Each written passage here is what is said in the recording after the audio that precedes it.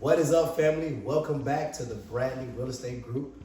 This is Jasmine and Antonio Bradley, and we are here to talk about 2023 market. Yeah, we're gonna take it back a little bit. So what are we gonna be discussing about the 2023 market? We're going to be discussing how many properties sold. We're also going to, in Richmond and Columbia County, we're also going to be discussing the average sales price, Okay. the average days in the market, and the average price per square feet. I like that one because a lot of people are familiar with, hey, the house is selling for about this much over there. But, you know, unless you're a realtor, you're not really privy to knowing what the average price per square feet is. Right. Which is a easier way to figuring out whether you are overpriced or underpriced. Right. We're going to start with Richmond County. I think it's important to understand what happened last year. We're going to give you the real nitty gritty, the proof of the market, because we hear a lot of stuff out there, right? So let's see what actually happened. Yeah. So Richmond County, 2,296. So almost 2,300 homes sold. Wow. And that's a lot of houses. That's a lot of homes. And then we're talking about like, oh, nobody's buying. 3,000 houses sold in Richmond County last year. And one thing that I want to point out is all those homes sold despite the interest rates being hiked up. Exactly, despite the interest rates. So people, well, what do we tell people? People still have to buy. Regardless, you have what they call the deed, death, divorce. You have what they call diamond, which is like a diamond ring if somebody's getting married. Yep. You know, and then you have there's a few other things like or when you lose your job. Yep. There's a D word for that. I just can't remember it. You lose your job, so people are relocating. That some people really just do have to sell the house. And disease. That's the last one. People unfortunately get sick.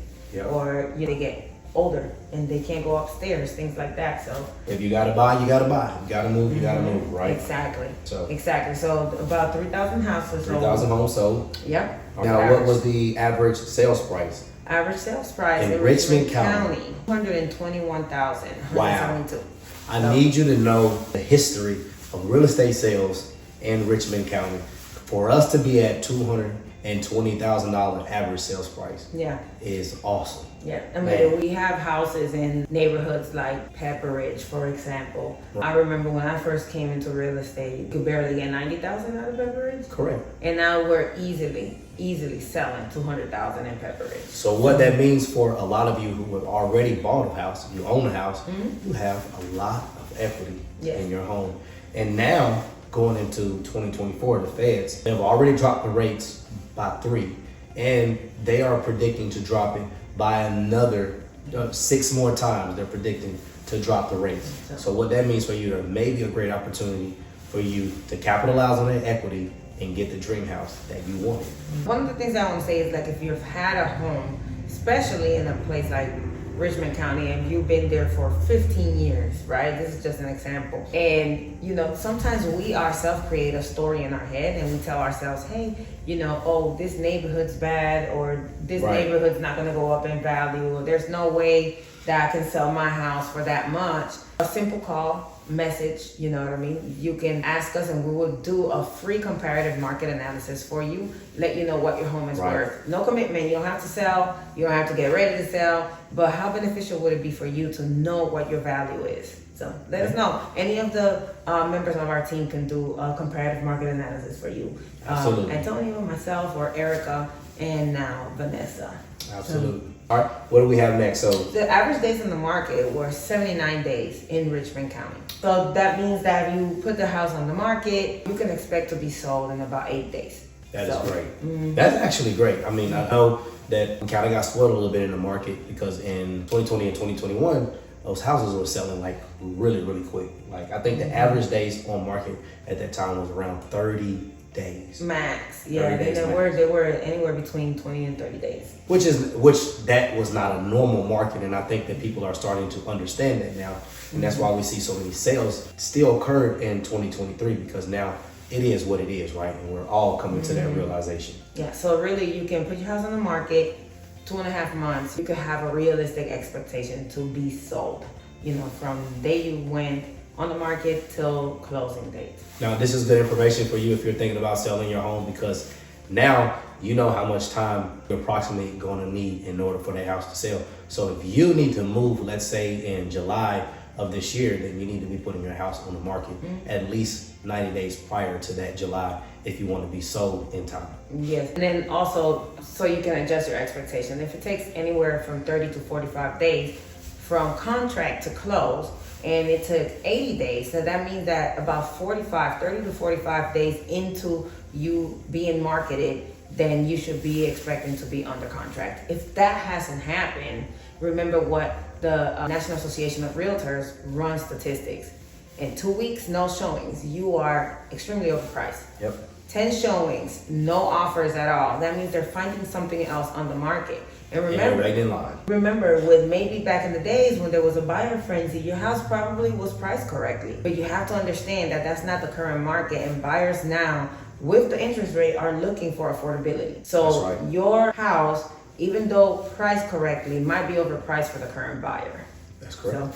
So now the average price per square foot in Richmond County, $122 per square feet. That is awesome. Do you remember when we came to real estate? Yeah, it was about 80. Yeah, $100 a square foot was Riverwood, guys. Yep. Riverwood luxury, like, you know, we love this neighborhood. That was Riverwood, $100 a square foot, and now we're selling Richmond County at $122 per square foot average. Which means with a high interest rate. With a high interest rate. So that's telling us that people are still buying and the sellers are still being able to get maximum profits for their house. Hey, I'm an advocate for our area. I mean that we decided to stay here after the military. We didn't have to stay here. You know what I mean? We have family in New York, we love this area. And guys, just be an advocate for Augusta. Be an advocate for the CSRA. It is a wonderful bubble. We sometimes don't appreciate what we have. We have a lot of job opportunities in our areas. We have the base, and it really helps for a steady real estate market. So now let's go into Columbia County. So Columbia County had about 500 more sales than Richmond County last year,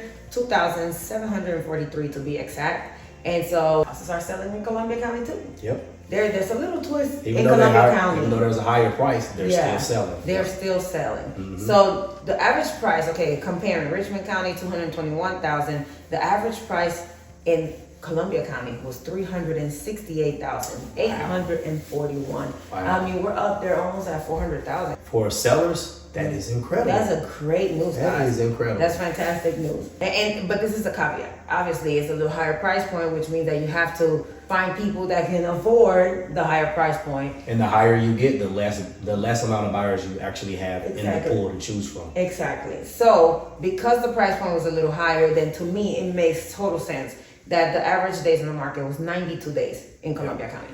So which is only what, 12 more days higher than Richmond County? I mean, so it's 3 months, 2 days, over 3 months, 3 months and 2 days versus Richmond County is about 2.5 months. Okay. So, same thing though. If you're on the market, then this means it takes 30 to 45 days to close. So you should be expecting more like 45 to 60 days on the market before you get an offer. And I also would like to point out that these numbers that we're going over is average. So if you have a below average house, these numbers may not work for you. And if you have an above average house, these numbers may not work for you. So again, like Jasmine said earlier, you're looking to get your home. So the best thing to do is actually have a realtor to come out to your home and do a comparative market analysis that's specific to your house, its condition, and its location. So these are averages so that you can have an idea. Yes. Especially if you're thinking about making a move or if you know you'll be moving soon. Absolutely. Yes, awesome. What's next? Again, so I also wanted to point out that we have been feeling the squeeze